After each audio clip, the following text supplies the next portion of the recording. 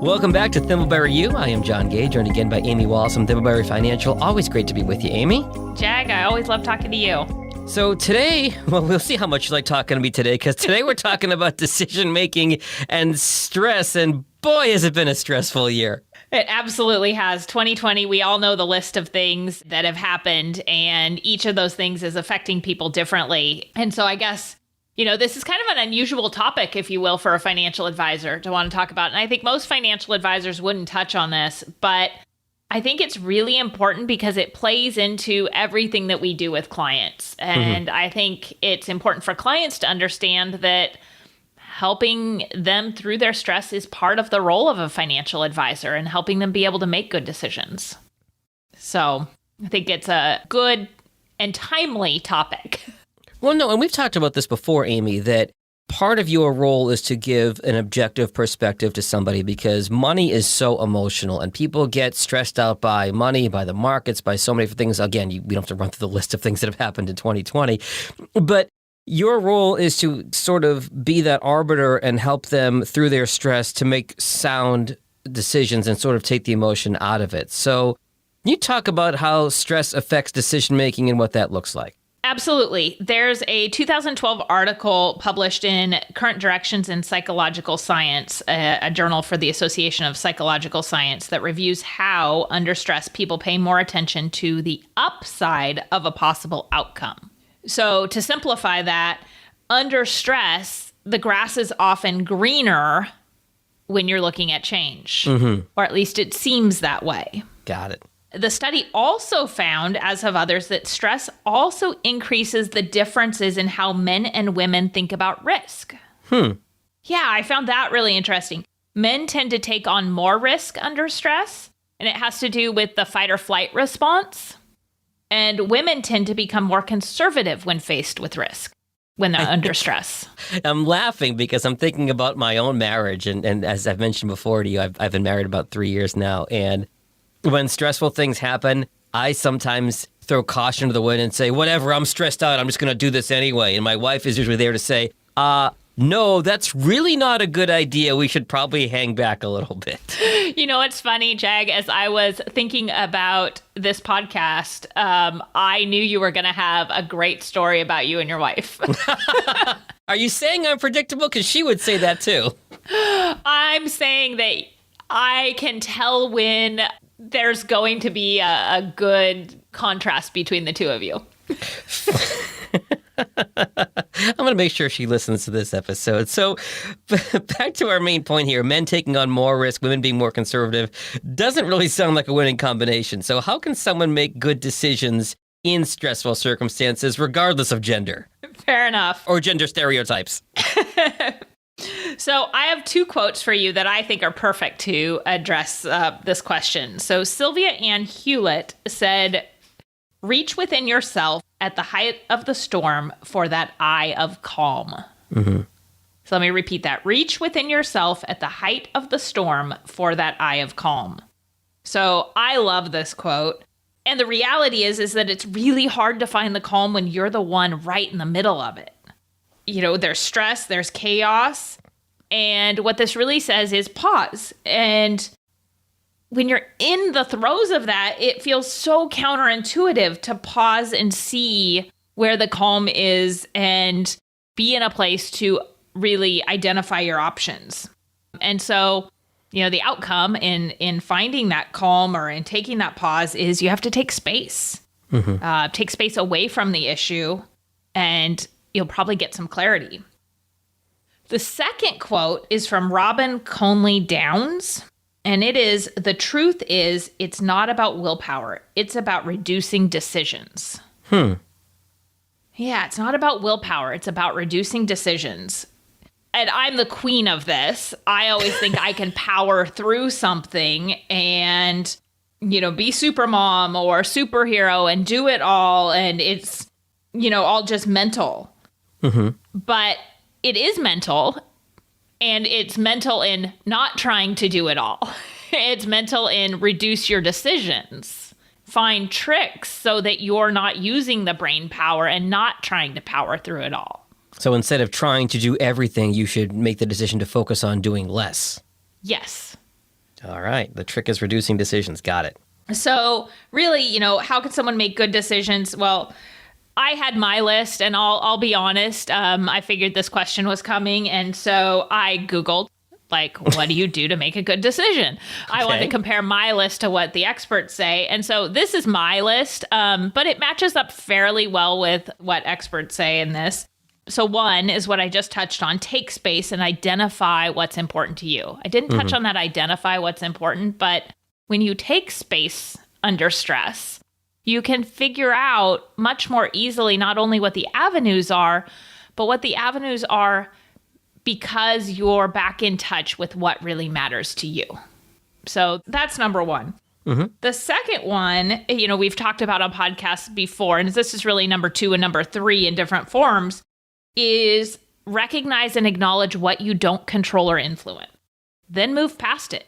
That's the serenity prayer. Give me I can never name it off the top of my head, but it's, let me recognize what I can't change and not stress it, essentially. Absolutely. I tend to keep this motto, what do I control? What do I influence? And what do I not control and influence? Pretty top of mind. But I'll share, I have a 12-year-old daughter, and our listeners probably know that. She's a good student. She's smart. She's artistic. She's responsible. Most importantly, she's really caring. And she's been in virtual school like most kids since March. And her school did an amazing job, absolutely amazing job of rolling out virtual learning earlier in March of 2020 when COVID, happened and everybody went remote. They didn't miss a single day of school. They warned us it probably wouldn't be very smooth, and it was amazing. So the thing about that structure was it wasn't the virtual learning where you're sitting in class. She had a couple of Zoom calls a week. They were announced at the beginning of the week. And she thrived in that environment, absolutely thrived, because she realized she had control over her time and what that meant to getting her work done and what she could do for fun after. Ah, okay. So cause and effect were really close together for her. So she said, well, I want to get my work done right away, and then I want to go do art. So I'm not going to drag my work out for 8 hours. Right. I'm just going to go get it done. So fast forward to this year, where her school put a lot of energy into improving that virtual experience because a lot of kids struggled. And now they have this thing called synchronous and asynchronous learning, and they've done a great job. But my daughter does not like it. And our whole family has been struggling with it as a result. She doesn't like it really compared to last year. It's more like regular school, but over a Zoom call. So she's on and off of it all day. She sits around a lot waiting for her next class to start and can't work on an assignment because she won't get it until class instead of it being posted the night before. So I kind of call it hurry up and wait. Yeah. It's not my favorite structure for helping her be a great human, but it is what it is. And we've also found that my daughter, which she's told her not going to love that I'm putting this out here on a podcast, isn't showing up to class quite as often. And clearly we've been fussing about that. Some's internet connection, she's gotten distracted about some things. So a couple weeks ago, I talked to the principal because I wanted to share some observations that I had and see what we might be able to adjust. And all of a sudden, right, because I've been fussing about this, watching my daughter not be happy in this structure and knowing how she thrived last year and not liking seeing her take a step back. But what really became clear to me was when the principal differentiated between self-directed learning and what that experience was and what a virtual learning experience was. And as soon as she defined that, which is the difference between last year's COVID learning and this year's COVID learning, became really clear to me that I was trying to control and influence something that I had no control and influence over, nor did I want to have control and influence over it in reality, because the goal is to get her back to school in person, and this is the structure that school is. Got it. Okay. I had to have a way to see that I had no control or influence. And this is a place where I was very blind to the fact I had no control or influence, just because I didn't have my definitions right. It's tricky to identify sometimes. So the third thing is to focus on where you do have the power, the things you do control and influence. And it might be easier to accept what you can't change in number 2 if you do the step of acknowledging what you do have control and influence over first. But that isn't always possible. So that's why I put them in this order. And the last thing that I think someone can do to make really good decisions in stressful circumstances is, as we talked about briefly, reduce decision making. Yeah, you hit on that earlier, Amy. Let me follow up on that. Reducing decisions. What do you mean by that? Well, various internet sources claim that human adults make over 35,000 decisions daily. Oh, God. No wonder we're so tired. And stressed, yeah. Yeah. By contrast, children make only 3,000. I miss those days.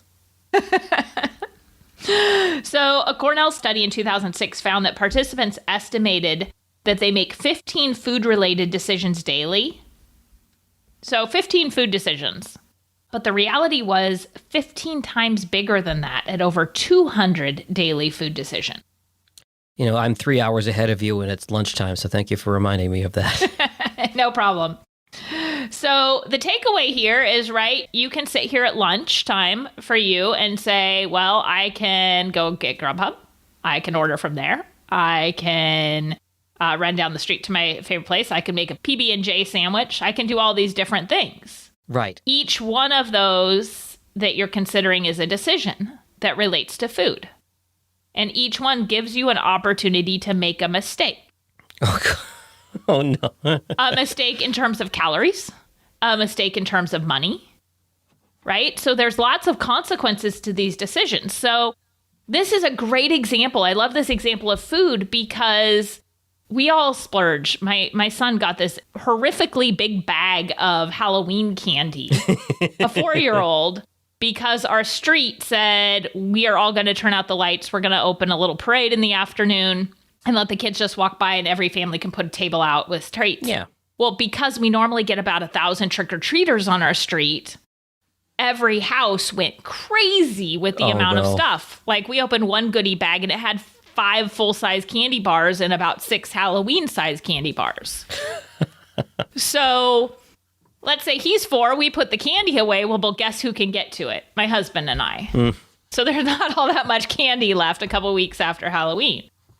So if we can make a reduced decision, so meal planning, where you make the decisions at one time so that you're not sitting there figuring out, do you order lunch or do you go make the peanut butter and jelly or something else? Right. So you have to change the environment. So moving away from the food, we can look at leaders of some companies that have become household names. Steve Jobs, he wore the same outfit. Mark Zuckerberg wears the same t-shirt. Barack Obama only wore suits in 2 colors. So that's an example of how you reduce decision-making and reduce stress as a result. Keep in mind, Steve Jobs and Mark Zuckerberg wore those t-shirts before we were all working from home and wearing t-shirts ourselves, too. So keep that in mind. Very true.